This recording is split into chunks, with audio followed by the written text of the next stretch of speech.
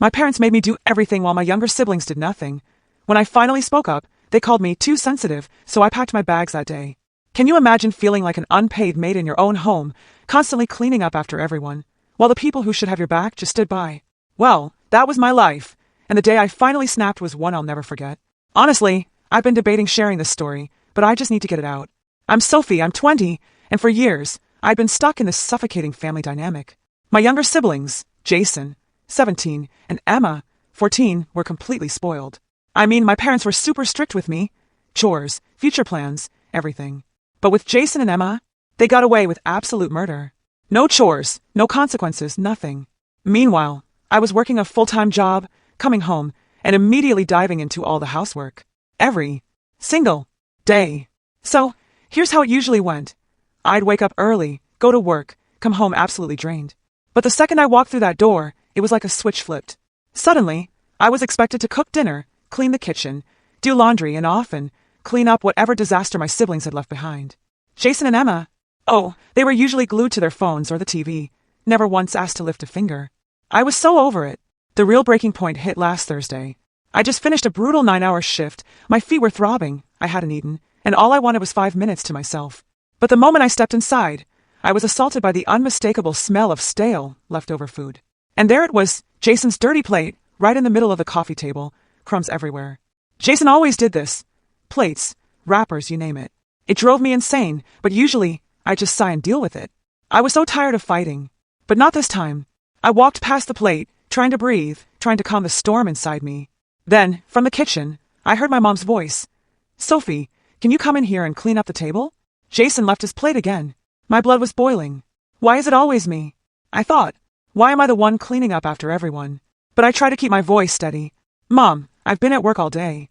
I'm exhausted. Jason can clean up after himself for once. I didn't even try to hide the frustration. She didn't take it well. Sophie, you're the oldest. You should be setting an example. Just clean it up. You're acting like it's such a big deal. I couldn't believe what I was hearing. Mom, I am not a maid. I do all the chores around here while Jason and Emma get a free ride. Why can't they just help for once? She gave me that look, you know the one? The defensive one. You're overreacting. We don't have time for this. Just clean it up, okay? My blood didn't just boil, it was on fire. This isn't just about the plate. You've been treating me like this for years. I'm constantly working, constantly cleaning, and you never asked Jason or Emma to do anything. I'm done, Mom. I am done being the only one who has to do everything. Her face hardened. You're just being too sensitive. You're 20 years old now, Sophie. You're an adult. You're old enough to help out without complaining. My heart was pounding. I'm an adult? Then why am I still stuck in this house doing all the work while you coddle them? I gestured toward Jason and Emma, completely oblivious in the living room. You're acting like this is such a big deal. Mom snapped again. You should be grateful you're living here rent-free instead of complaining. That was it. The breaking point. All the frustration, the exhaustion, the crushing realization that I was never going to get through to them. It all hit me at once. I'm done, I said, the words tumbling out before I could even process them. I'm moving out. Mom froze, her eyes wide. What? You can't be serious. Where are you even going to go? I'll figure it out, I said, grabbing my car keys. I've saved up for months. I don't need this anymore. My heart was racing, but in that moment, I felt truly unbelievably free. My mom was shouting something after me, begging me not to go, but I couldn't look back. I couldn't keep doing this to myself. I wasn't going to stay and be treated like I was invisible. I slammed the door behind me, and as I got into my car, a wave of pure relief washed over me. I had no idea where I was going, but I didn't care. I just knew I couldn't stay in that house another minute. I don't think I've ever felt such a strange mix of fear and sheer exhilaration in my entire life. The car ride was silent. I just drove aimlessly for a while, letting my head clear. I had no clue where I was going to stay, but I knew, deep down, I couldn't go back. I pulled over at a cafe, sat in my car, and scrolled through my phone. I found a few listings for rooms, made some calls, and somehow, I landed a decent-looking small one-bedroom apartment in a quiet part of the city. The rent was a stretch, but the thought of being away from them, not having to clean up their messes, not dealing with their constant criticism, it was worth every penny. I signed the lease the very next day, and by the end of the week, I was officially out. I packed up everything I needed. Clothes, some basic furniture, my work stuff, a few sentimental things. It was surreal, knowing I wasn't coming back. No more random chores. No more being told I was too sensitive. Those first few days, they were the most liberating days I'd had in years. I just stayed in my new place, soaking in the quiet. I could come and go as I pleased, and nobody was there to tell me what to do. I cooked when I wanted, and if I didn't want to do anything, I didn't have to. It was small, but it was mine. And that was enough. As the days turned into a week, I started to settle into a routine. Work, the gym, some Netflix in the evenings. I finally felt like myself again. I still talked to a few friends, but honestly, I was starting to truly grasp just how toxic my family dynamic had been. I didn't have to carry the weight of all their problems anymore. The freedom was absolutely incredible. But then, about a week into my new, peaceful life, the call started. First, it was just one voicemail from my mom. Her voice was full of concern, but not the kind that actually cares about me. No, this was a different kind of concern. Sophie, we need you to come back home. The house is a mess. You left your things everywhere, and no one's doing any of the chores. Your dad's been complaining, and Jason and Emma don't even know how to clean up after themselves. Please, just come back for a little while. It's getting out of hand. We could really use your help. A little bit of anger started bubbling up inside me as I listened. Help! They hadn't cared about me helping before. They'd never asked me what I wanted or needed. But suddenly, when the chores weren't getting done, they wanted their free labor back. I didn't call her back. The next day, I got a text from Jason. It was blunt, straight to the point. Sophie, Mom says you need to come home and help out. The house is falling apart. Do you even care about us anymore? I stared at the screen, fighting the urge to reply with something truly snarky. Instead, I just put my phone down and shook my head. They didn't even ask how I was doing, or if I was okay. They just wanted their May back. I didn't answer, and the messages just kept coming. For the next few days, my parents, then Jason, and even Emma, all started reaching out. Texts, voicemails, calls, but it was always the same message. They wanted me to come back and take care of things. They were getting desperate. My mom, Sophie, please just come back and help clean the kitchen. It's driving us crazy. Emma, Sophie, we haven't seen you in so long, we miss you. But also, can you do your laundry when you get the chance? Jason, Sophie, seriously, what's your problem? Mom said you're just being selfish. Just help us out for a bit. I swear I didn't know what annoyed me more, the fact that they were pretending to miss me, or the fact that they still couldn't see I wasn't just their housekeeper. After everything I'd done for them, everything I'd sacrificed, all they cared about was how much work I was doing. They didn't care about me. They didn't care about what I wanted. It was just the chores. One night, after my parents left me yet another voicemail, I snapped. I was finally getting some rest after a long shift, my phone buzzed, and I just couldn't resist. I called my mom back. Mom, I started, my voice calm but firm. I'm not coming back. I'm not your maid, and I'm not going to be the one to clean up after everyone anymore. There was a stunned pause on the other end. What are you talking about? She said, her voice immediately defensive. You're acting ridiculous. The house is a disaster, and your dad's losing his mind. You're the only one who could do anything about it. No, I shot back. I'm the only one who ever does anything about it. I've been doing everything for years, and I'm done. If you and Dad want the house to be clean, you need to start actually parenting your kids and teaching them responsibility. I'm not cleaning up after them anymore. Well, fine, she snapped. I guess you don't care about the family then. I exhaled sharply. No, Mom. I care about myself now. And I'm not going to let you guilt-trip me into coming back just to do everything for you. I'm done. The call ended with her angrily telling me to stop being selfish. It stung, yeah, but I felt this overwhelming sense of finality. I was never going back to that. The next week was a blur of work, workouts, and quiet nights alone in my apartment. For the first time in what felt like forever, I could actually breathe. I didn't have to come home to a house full of demands, guilt trips, and endless chores. But of course, my parents weren't just going to let me go that easily. It was a Thursday evening when my phone buzzed with a message from my dad.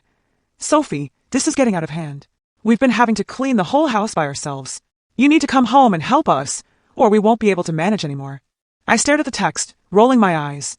Same old song and dance, but this time it was more direct. They were starting to get desperate, and I could feel the pressure building. I almost ignored it, but I just couldn't resist. I had to say something. So I replied, keeping it as cool as possible. I'm not coming back, Dad. I'm not cleaning up after you all anymore. It's not my responsibility to keep the house in order. There was no response for hours, and part of me actually thought, maybe they're finally getting it. Maybe they were starting to understand that I wasn't going to be their doormat anymore. But just as I was about to relax, my phone buzzed again. This time, it was a call from Jason. I was already irritated by their messages, but I picked up anyway, figuring I'd just shut him down quickly. Hey, Jason said, his voice calm, but with an edge I really didn't like. Why are you being so dramatic about this? You know it's not just about the chores, right? Mom and Dad are really struggling. They need help, and you're just throwing it all away. I rubbed my temples, already exhausted by the conversation before it had even fully begun. Jason, I'm not throwing anything away. I'm done being treated like I'm the only one who can do anything. You and Emma are old enough to start handling your own stuff. Mom and Dad should have been teaching you that. But you could help, he persisted, clearly getting annoyed. You could just come back for a little while, just until things calm down. It's not like you're doing anything important over there anyway. That last part hit a nerve. I'm working, Jason. I'm actually doing something with my life. I'm not sitting around waiting for someone else to take care of me. But you? You sit around all day playing video games and leaving dirty dishes everywhere, and then you expect me to pick up after you. He actually laughed, like I'd said something funny. Yeah, well, we don't all have jobs, do we? You act like you're some big deal, just because you work a little. Mom and Dad are stressed enough without you acting like this. I was done. You know what? I'm done talking about this. You, Mom, and Dad can keep playing these games, but I'm not your scapegoat anymore. I'm not coming back. I hung up before he could say anything else, my heart racing. But no sooner had I set my phone down than it buzzed again. This time, it was from my mom. I almost didn't want to open it, but curiosity got the better of me. Sophie, we need to talk. You need to come home. Your father is having a breakdown, and the house is in complete chaos. You're not being fair. Please, just come back for a bit and help us. A fresh burst of anger flared up in me. A breakdown? I muttered to myself. They're the ones who've been breaking me down for years. I didn't respond to her, but I could feel the pressure of their demands pushing on me, the weight of their expectations crawling under my skin. I hated it. That night, I decided to take a walk, just to clear my head. As I strolled through the quiet streets, I thought about everything my parents had done. The way they treated me like an unpaid maid, the way they expected me to be grateful for the scraps of affection they threw my way, all while letting my siblings get away with absolute murder. It wasn't fair. And now, I was paying the price for daring to stand up for myself. When I got back to my apartment, something inside me had shifted. This wasn't just about cleaning the house anymore. This was about my independence. My family had always expected me to bend to their will, to sacrifice my own happiness for their convenience. But I had done enough. They weren't going to make me feel guilty anymore. A few days later, the call started again. But this time, it wasn't just a voicemail or a text. It was relentless. My mom called and left 5 messages in a row, each one more frantic than the last. Sophie, we really need you to come back. This is getting out of hand. Your dad can't handle it alone. Jason and Emma won't do anything. You're the only one who can help. And then, a couple of hours later, another one. Please, Sophie, I'm begging you. Come back. We'll make it right. You don't have to do everything, but just come back for a while. We're desperate. You're the only one who can fix this. The desperation in her voice was unmistakable, but I could also hear the sharp undertone of manipulation. It wasn't about me. It was about getting the house in order, about getting me back to do the work they refused to do themselves. I let the messages pile up, each one a stark reminder of how much I'd done for them, how much I had sacrificed for their comfort. And now, they were trying to guilt me back into the same old role. But I wasn't going back. It wasn't long before Jason called again. Seriously, you're just going to ignore us like this? You're letting the house fall apart because you're too stubborn to help? It's pathetic.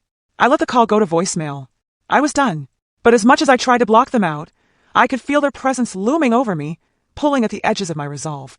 The pressure to return, to fix everything, was mounting. But I couldn't let them break me down again. I was free, and I wasn't going back. Not until they truly understood what they'd done to me. A few days passed after those last desperate messages from my mom. I didn't want to go back. I knew that. But something kept gnawing at me. Some unresolved part of me that wanted closure, that wanted to end it once and for all. So, I finally made the decision. I was going back. But this time, it wasn't about fixing things for them. It was about making it crystal clear that I was done. I threw on an old hoodie and jeans, grabbed my keys, and drove back to my parents' house. As I pulled into the driveway, my heart started to race. The house was familiar, but everything felt different now. This wasn't home, in the way it used to be. This was a battlefield.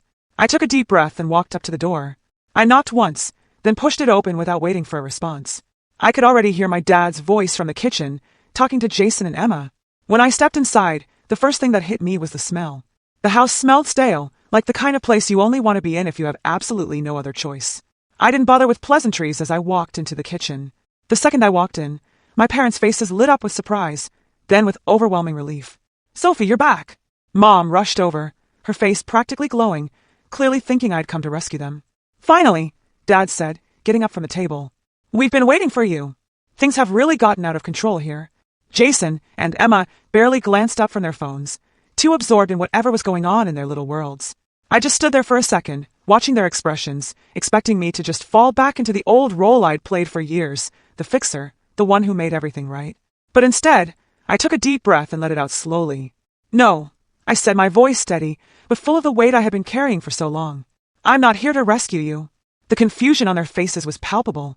My mom took a step back, blinking as though she couldn't quite understand what I meant. What do you mean, honey? You're back. We really need you. No, Mom, I said, my voice rising slightly. You need me to clean up after you. You need me to fix your mess because you refuse to do it yourselves. I've been doing it for years and I'm done. They froze, and for the first time, I saw something truly change in their eyes. My dad opened his mouth to say something, but I didn't let him. I'm done being the one who keeps everything together while you all sit back and let me do it. I continued. I don't want to be the one who has to fix everything all the time just so you can pretend it's fine. I turned and looked around the kitchen. The counter was piled high with dirty dishes, the trash was overflowing, the floor had crumbs and spills on it, and the sink was filled with unwashed pots and pans. It was a disaster. Look at this, I said, gesturing toward the kitchen. This is what you've been asking me to come back to. This is what you want me to clean up. Mom stepped back. We've been really busy, Sophie. Your dad's been sick and No. Stop making excuses. I cut her off. This isn't about me coming back to care. This is about you all taking advantage of me for years, and not once thinking that maybe you should take some responsibility. Jason and Emma are old enough to do their own chores. I don't care if they're still in school. You're the parents. You should be teaching them, not letting me do everything. My dad's face flushed red with anger, but I could see the crack in his usual defensive posture. We never asked you to do all this for us, he snapped. You chose to help out. No one made you do it. I felt a burst of frustration, but I didn't let it overtake me. That's not the point. You expected it from me, Dad, and I'm done. I looked back at my siblings, still glued to their phones. You two don't get a pass either. I added, my voice sharp. I'm not coming back to be your maid. You need to start doing your share. This whole dynamic where I clean and cook and do everything while you all sit back has to end. Jason rolled his eyes. Wow, dramatic much? Can't you just help us for once? Dramatic, I said, cutting him off. I'm done. I've been doing this for years, and no one's appreciated it. Not once. I turned back to my parents. I came here today to tell you that I'm done. I'm not coming back. I'm not going to be the one who picks up the pieces every time you mess up. You need to figure this out on your own. They stood there, shocked, staring at me. My mom's lip quivered, and I could see the wheels turning in her head. But it was too late. I had made my decision, and I wasn't going to back down. I'm leaving, I said, turning toward the door. Good luck. As I walked out of the house, I could hear my mom calling my name. Sophie, please don't leave. We can fix this. But I didn't turn around. I kept walking, letting the door shut behind me, and I never looked back. I got in my car and drove away, my chest heavy, but with a sense of relief I hadn't felt in a long, long time. I had taken my power back. No more cleaning up after them. No more feeling obligated to fix their problems. It was time to live for me. As I drove away, I felt this profound sense of finality. I knew, without a shadow of a doubt, that I had made the right choice. It wasn't about being harsh. It was about taking control of my life and not letting them drain me anymore. It was about choosing myself. So what do you all think? Should I have done this sooner, or was I right to finally put myself first? Let me know your thoughts in the comments below. I really want to hear what you think.